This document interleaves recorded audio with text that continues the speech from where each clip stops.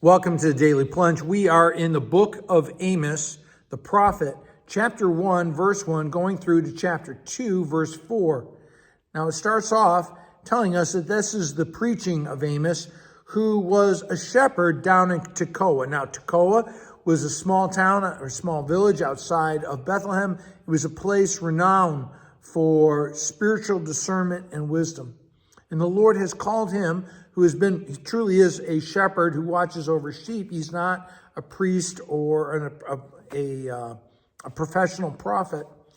And he says that he's done this for 2 years, that God is speaking about this coming vision. And he places it during the time of Uzziah, King Uzziah of Judah, and King Jeroboam of the northern kingdom. Now, during this time, both Judah and Israel prospered. There sort of was some sense of peace between the big empires, and so these two little small countries were able to expand their influence, grow their trade, and even expand their boundaries to an extent. But as Amos said, the Lord is bringing his judgment not against the kingdom that he lives but in Israel, the northern kingdom. And he says, the Lord roars from Zion, that the Lord dwells amongst him. He's not ignorant of what's going on. And he's going to thunder from his place of worship that they ignore or that they abuse, that of Jerusalem, and that the pastures of the shepherds are going to go dry. And I think a way to interpret that is how these pastures are the place or the plans of the leaders, and they're just going to dry up. And then he begins to speak about these various nations and how they've gone astray. And the phrasing he uses for 3 sins or even 4, and that the Lord is counting the sins of these nations. And it's not based on ritual law. It's not based on the law of the covenant that Israel has, but rather the simple human decency. And so for Damascus and the Assyrian kingdom, he says he's going to bring fire upon them because of how they broke down the gate and destroyed people. And then he speaks of Gaza.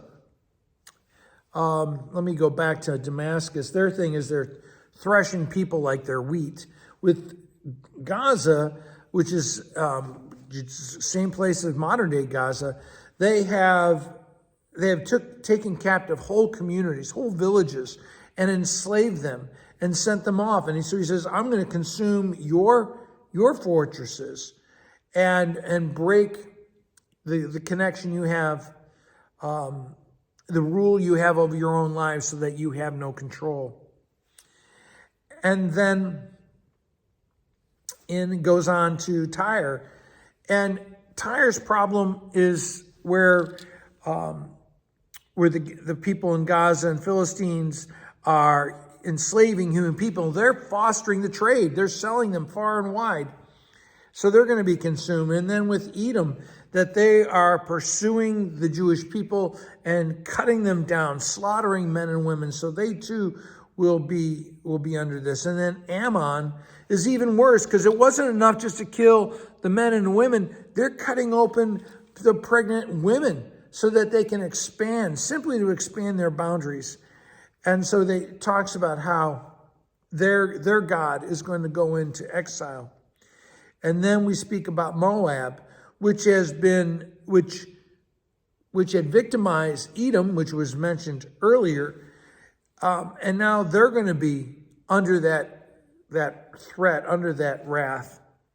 All of this is that, their ugly strength is being taken over by some sort of strength that's even uglier and harder on them than they expected.